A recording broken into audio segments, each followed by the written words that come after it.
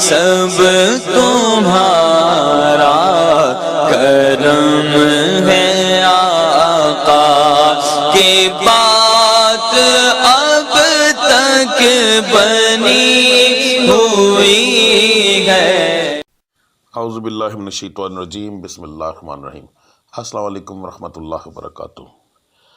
ایسے زخم جو کہ جیسے بلیڈ سے لگائے جاتے ہیں نا، ٹھیک ہے، بغیر کسی چیز کے لگ جانا، یہ ہوتے ہیں لوگوں کو بیٹھے بیٹھے لگ جاتے ہیں۔ بندہ باتیں کر رہا ہے تو اچانک دیکھا تو اس کے وجود سے خون نکل رہا ہے، کپڑا اٹھا کے دیکھا تو وہاں پر کٹ لگا ہوا تھا، ٹھیک ہے۔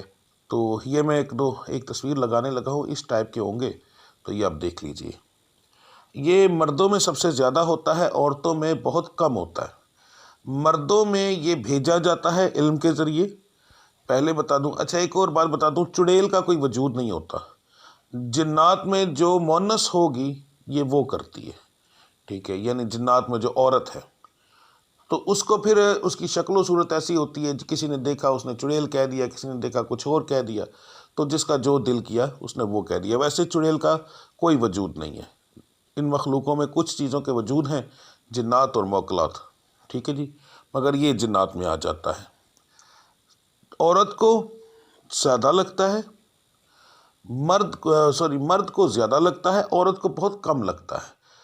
اچھا اگر کسی عورت کو لگتا ہے تو اس کا مطلب یہ ہے کہ وہ اس کے اوپر ایک جن عاشق ہے، اور وہ جن جو عاشق ہے اسی کی گھر والی جو اس کے ساتھ ایک اس کا تعلق ہے، یہ وہ مارے گی، وہ اس کو مارنے کے لیے، کیونکہ یہ علم بندے کو پاگل کرنے کے لیے، مارنے کے لیے، بینائی کو ختم کرنے کے لیے، آواز کو ختم کرنے کے لیے اور پیرالائز کرنے کے لیے یہ علم کیا جاتا ہے۔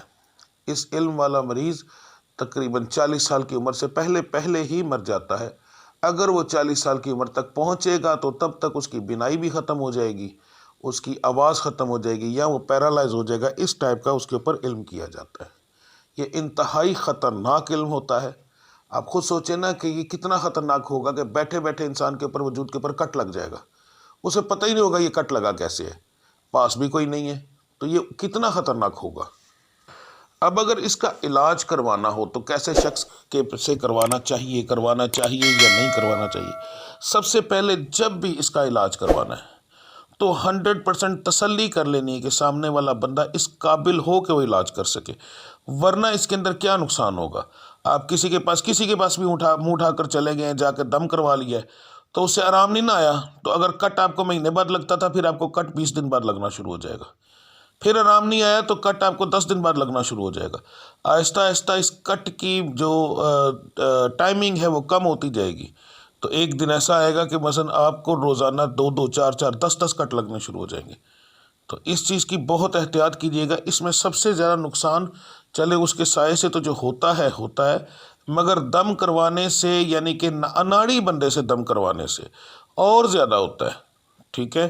تو اس کا سب سے بڑا نقصان یہ ہے۔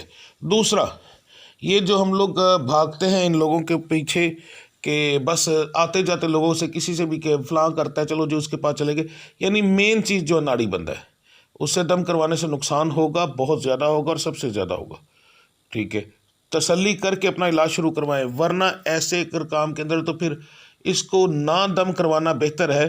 کیوں کہ وہ ٹائم پیریڈ ایک لمبا رہے گا، تو آپ کو بیماری میں ایک ٹائم گزر جائے گا۔ اس کے اندر یہ ہے کہ رب جب بھی آپ کی سنیں کوئی ایسا شخص مل ہی جائے گا کسی نہ کسی ٹائم کے اوپر کہ جو اس کا علاج کر سکے، جلد بازی نہ کریں، یعنی کہ ٹھیک ہے۔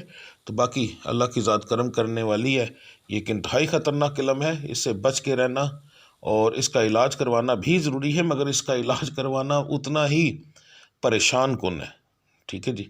تو باقی اللہ کی ذات کرم کرے گی انشاءاللہ۔ ملتے ہیں اگلی ویڈیو میں، تب تک کے لیے مجھے اجازت دیجیے۔ اللہ آپ سب کا حامی و ناصر۔ السلام علیکم ورحمۃ اللہ وبرکاتہ۔